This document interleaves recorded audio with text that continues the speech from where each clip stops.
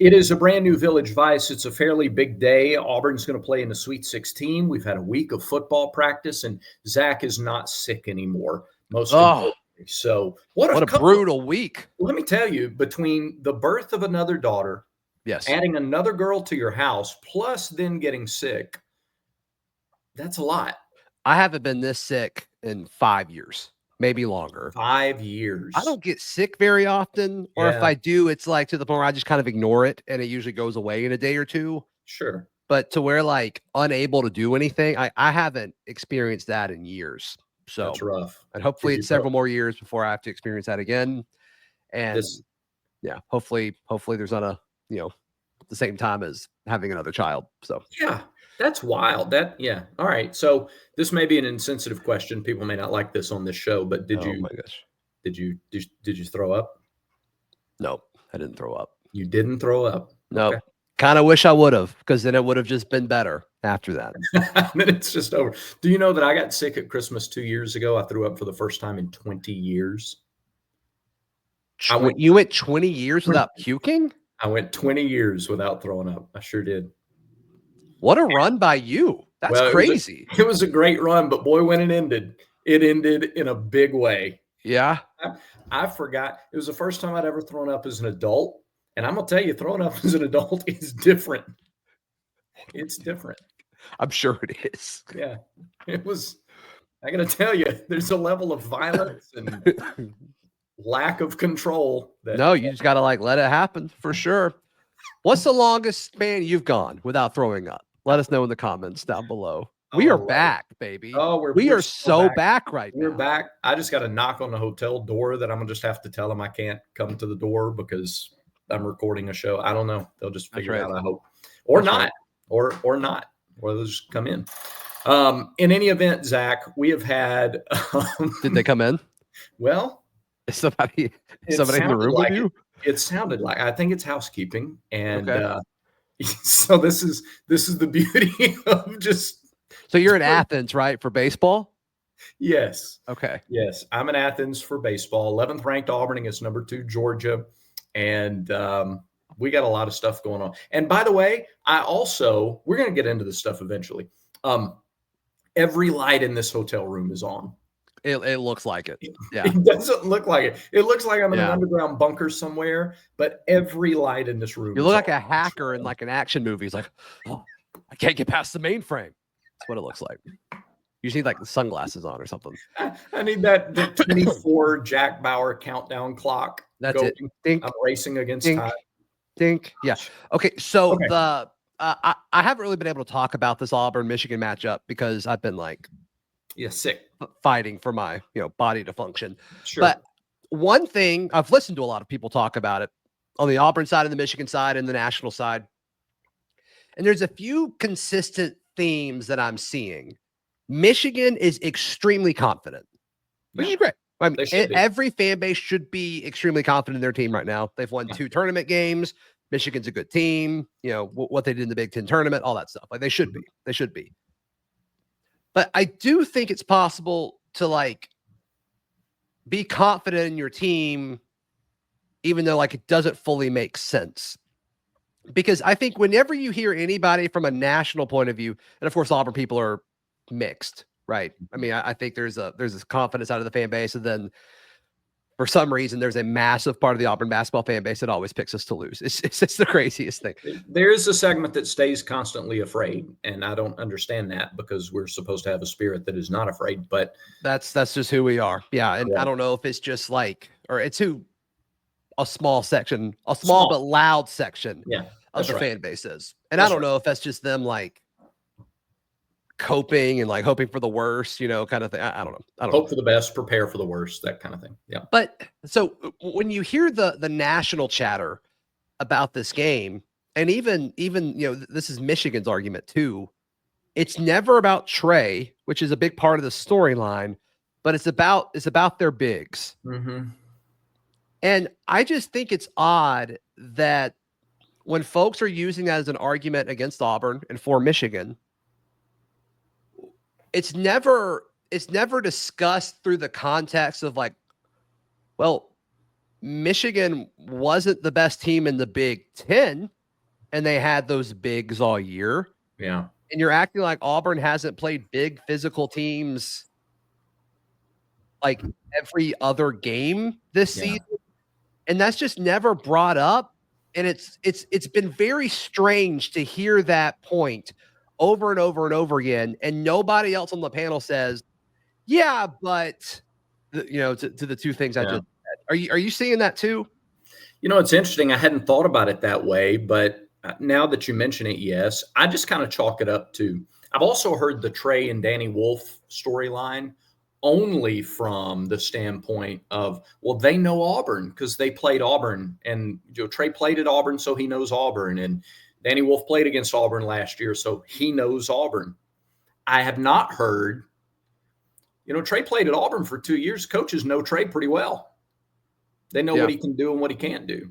The coaches prepared to face Danny Wolf last year at Yale. They know what he can do and what he can't do, and he's doing different stuff in this offense, by the way, than what he did at Yale. There's also so much tape on all these. Like, you've played so many games. At this point, right. I mean, we're game 35, 36, 37 of the season.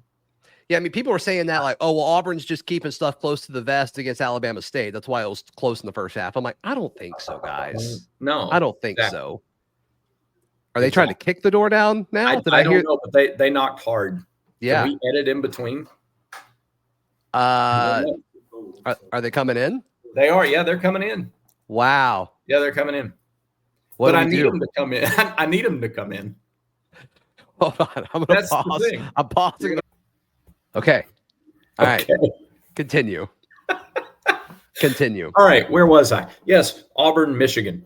So much tape about these teams, so much film, so much. I mean, there's not any secrets. Auburn against Alabama State didn't have the focus, preparation, energy because it's the one play in a 16. You see that happen. They took care of business. You saw much more focused, and like these games aren't won or lost in the exact 40 minutes of the games themselves. They're won or lost in the couple of days leading up to the preparation and the energy they bring throughout. So that's I just don't put. Here's the other thing that we like to do, like we gross national media. You look for a way to bring the number one team down. You look for conflict.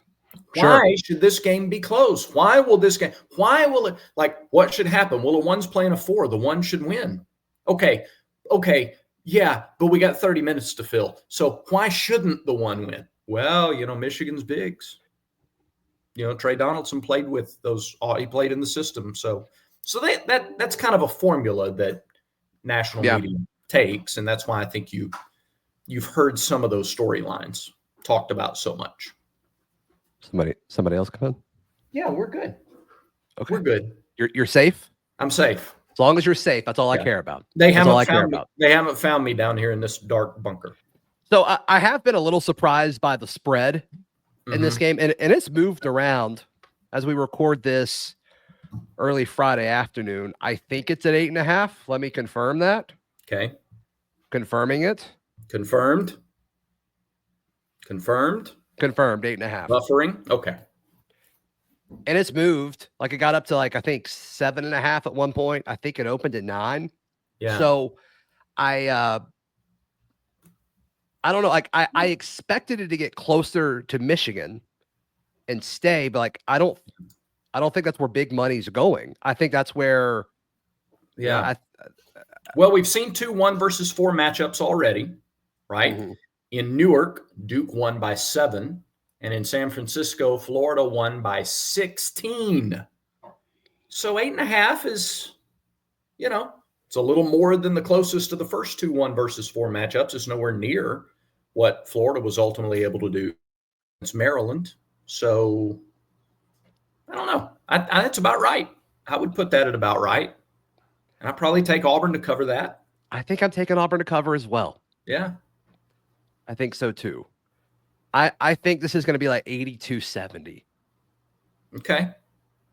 So almost the identical score of the Creighton game. I guess so. What was the final of that game? I think it was 82-70. Okay. All right. I think you nailed it. Yeah. There you go. What is back-to-back 82-70? You just take that and dance in the streets. Yeah. That'd be dancing in the streets of Atlanta. Nice. You get it because Atlanta's so much of an Auburn city. It's you got I mean, how weird is it that, and this weekend's a little different, but like last weekend with baseball being in Lexington, then, obviously Auburn playing in Lexington, and then now playing in Atlanta. Yeah. Baseball's in Athens. Still kind of Atlanta. Yeah, in an hour. Yeah, right. Which is kind of interesting. Like, what are the odds of that? It's pretty insane. No, I think there should be a big crossover crowd tomorrow for the baseball game. Baseball is what I was trying to say. And there's certainly a lot of people already in Atlanta for basketball. So it's pretty neat. I'm trying to figure out a way to get baseball playing somewhere near San Antonio next weekend. That'd be great. No, instead, baseball's at home next weekend against Alabama. Wow. Can you imagine if Auburn's in the Final Four and baseball's at home against Alabama? I mean, there's some massive weekends coming up here on the calendar. It could be. They got to take care of business. Yeah. But it could be for sure. All right. For sure. Today's show, Zach, brought to you in part by our friends at mybookie.ag. Yes. Use the promo code BARN. Very simple. BARN. They give you a 50% deposit bonus up to $1,000 plus a $10 casino chip. All at mybookie.ag when you use promo code BARN. Yeah, and if you want to, if you hear that 8.5 line, you're like, oh my goodness, Auburn's definitely going to cover. Yeah. Or if you're a Michigan fan, Michigan folks have been very present on the Auburn corner of the internet this week, which is great. I love it. I think it's awesome. And you're like, you know what? Yeah, I want to get in on this action. There's no way Auburn wins by 8.5 points. Yeah, head over to mybookie.ag. Use our promo code. Let's go. Put it there. Hey, if we have any Michigan people watching this show and you remember the Brady Hoke era, do you remember my voice at all? Like even one? Is there even one person? See, I don't think so. I think everybody's forgotten the Brady Hoke era altogether. I was the studio host for Michigan for 4 years. So, and Brad Law loves Michigan. I don't mind telling you they're my second favorite team. Yeah. I don't mind telling you that. I mean, I think it's very. Who would you say is your third favorite team? I don't know that I want to say. Okay. Because I think it's incriminating. I think people will judge me for it. Okay. I have a third favorite football and a third favorite basketball, and they're different. Okay. And I think people would judge me for it.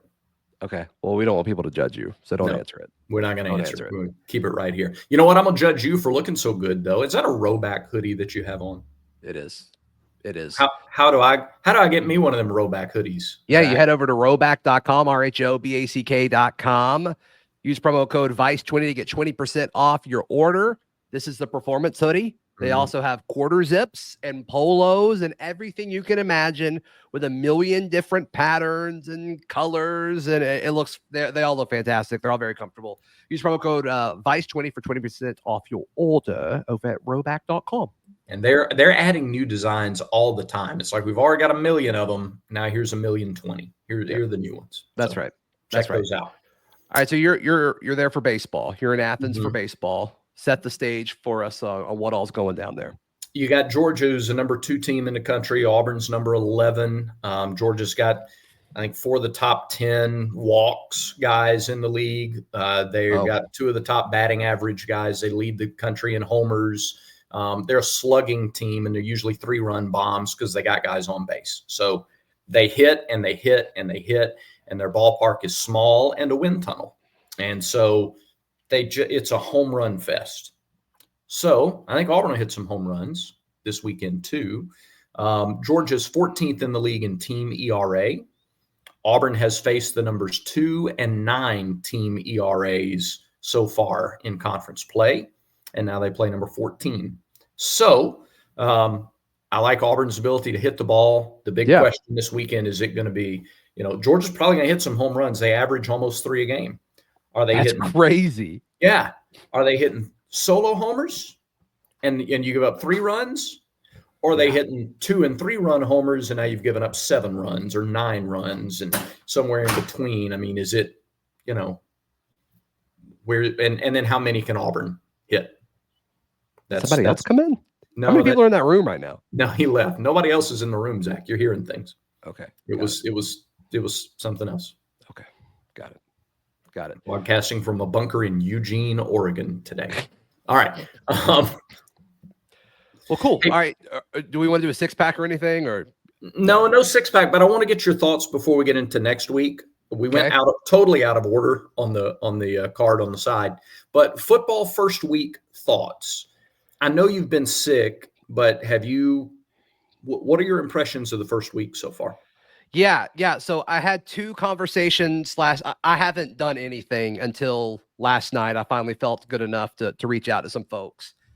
And there's some discussion and chatter on the defensive side of the ball about how dominant the defense has been. And then, they give up the one big play that they give up in a day, and then that's what Auburn puts on social media. So I just, whenever you see a highlight, just know that's one play. Yeah. We all know that Cam Coleman's very good. We all know that Cam Coleman's going to make catches like that against a lot of different people this year. Yeah. But everybody wants to hear about the offense. Everybody wants to see how good can Jackson Arnold be. They want to see Deuce and all of that. Yeah. This defense, both from a player standpoint and a staff standpoint and just an overall program standpoint, this defense believes it can be special. Mm. And I think that's going to be something that's not discussed a ton because the defense was so solid a year ago. And that's not what we need to change to win more football games. But to me, it sounds like the defense was incredible this week. Another thing that I'm hearing is Alvin Henderson might be better than they thought day one. Ooh. And there might be a true 3-back rotation, which we've speculated on. I think that's the best thing for Auburn. I don't know if it's the best thing for the individual player. And they're all 3 kind of different. I think, assuming what we know about Alvin transitioning to, Division I. But I think I think those 3 guys with Alvin and Jeremiah and Damari, I think they're all 3 are competing for what that market share is. Yeah. This might be a separate conversation for another day. I don't know. Maybe it's not. Maybe it's 2 minutes here and it's done. But do we think that splitting carries hurts a running back in their quest to be a professional? Or do you think that the NFL has enough? I mean, they do enough testing, they do enough research, they have enough evaluation metrics that they can use that it might even benefit a guy to split carries with 2 other running backs instead of with 1 other running back, maybe save a little wear and tear on the body. Yeah, I mean, they're drafting traits. Yeah. I mean, Ashton Genty's probably going to go in the first round, but it's not because, he was the Heisman runner-up. Yeah. He just, if he gets 40% less touches, he's still probably a first-round pick because of his traits. Yeah. My favorite example of this is when Alvin Kamara was getting ready for the draft. He had no touches. Yeah. Throughout his college career. And, he ended up at Tennessee. I think he transferred at least once. He might have transferred twice, but he didn't have many touches. And I remember doing an article at the time about where he was taken versus and the touches he had versus the previous few running backs that were drafted within the first 50 picks or whatever. Yeah. And he was a fourth of the touches and he's still playing. I think that stuff really, really matters. Yeah. I agree. I don't think that I think we're past the days of, well, it's going to hurt Damari or Jeremiah to split carries with Alvin. I don't know that it does. Yeah. I also think the type of back matters too. Mm-hmm. And I don't think at the next level, Damari or Jeremiah are bell cow backs. I think they can be pieces of an offense, for sure. Yeah. But Cam Scattaboo of Arizona State, he probably needs to show that he can handle a load because I think he's that kind of back. When it gets better, the more you feed him the ball. I don't know if Jeremiah and Damari are that type of back. Yeah.